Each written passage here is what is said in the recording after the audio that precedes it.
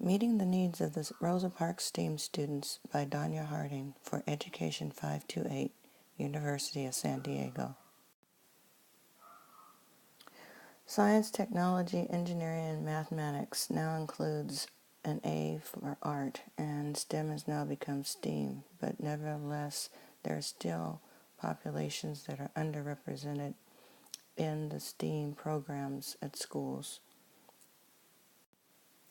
Because of this underrepresentation, we must focus on special populations because members of these groups remain grossly underrepresented in career fields that require strong foundations in math and hard sciences because they do not fare well in these classes and are labeled as low achievers.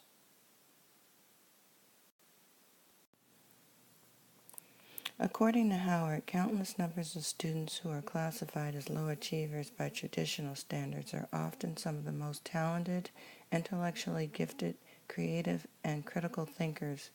The manner in which schools are structured frequently inhibits the students' ability to express these skills and show their intellectual prowess. In order to ensure a better STEAM education for all, we must make attempts to determine what causes those in special populations fall short of meeting the standards in STEAM courses. The problem is that my school, Rosa Parks K-8, is located in Meadowview, which is one of the most violent and poor neighborhoods in Sacramento. The area is notorious for heavy gang and drug activity, and all students receive free and reduced breakfast and lunch. All students have science and math classes, however, most 8th grade students are failing or struggling in math and science. There is also no official STEAM or STEM program in place. All of our students in some way are part of a special population. My sample includes 84 8th grade students, 40 boys and 44 girls. 30 of the students are ELLs who have not been redesignated.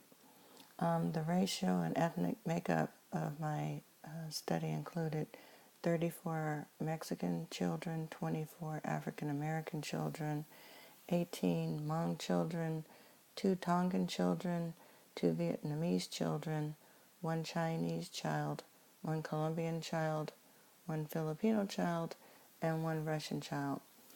This sample is representative of the overall student population.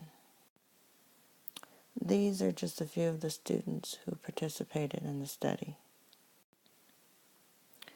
Benchmark scores for the sample revealed that 96% of the students failed to meet the ELA standards and 97% of the students failed to meet the math standards. Unfortunately, there was no benchmark data available for science. In order to better assess the STEAM needs for the students, I compiled and analyzed the current ELA, math, and science grades for each student. The Quarter 3 progress reports indicated that 21 students earned D or F grades in ELA, 14 students earned D or F grades in math, and 44 students earned D or F grades in science. Conversely, 16 students had A's in ELA, 32 students had A's in math, and 19 had A's in science. Furthermore, 34 of the 84 students, which is 40%, posted their lowest grades in science, while only 8% posted their lowest grades in math. The best performing student groups in math and science were Mexican girls, Hmong boys, and African American girls. Of the 51 A's earned in these two subjects, 12 were earned by Mexican girls, 8 were earned by Hmong boys, and 8 were earned by African American girls. The group with the worst performance was African American boys. There was only 1 A, and it was earned in math. It must also be noted that the one Chinese female student is an ELL who speaks Mandarin, has no one at school to translate for her, and yet she is a straight A student. I conducted a survey in an attempt to ascertain students' feelings towards math and science to determine whether or not the students had interest in pursuing STEAM-related careers. This is one of the pages of the survey.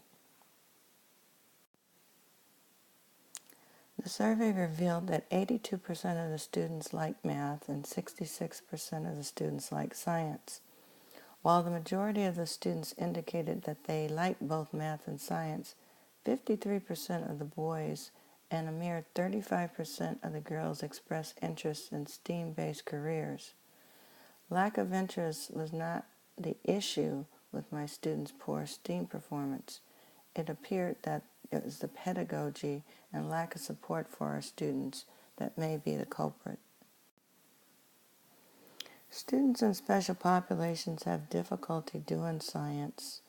According to Cuevas and Lee et al., they suggest that students must first give students the skill set necessary for scientific inquiry. The authors also point out that for the students in the study that they did as a whole, their ability to ask appropriate questions as a starting point for science inquiry increased after an intervention. In other words, the students don't lack interest in science. They lack the experience and knowledge of what science inquiry involves. Once students are taught, they were able to be successful. So students lack experience and knowledge, then they're not going to do very well in STEAM type classes.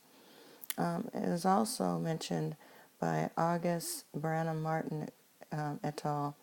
That teachers needed to scaffold and draw to support their students. Too often teachers stick to their script and forget that improvisation may be best for the students.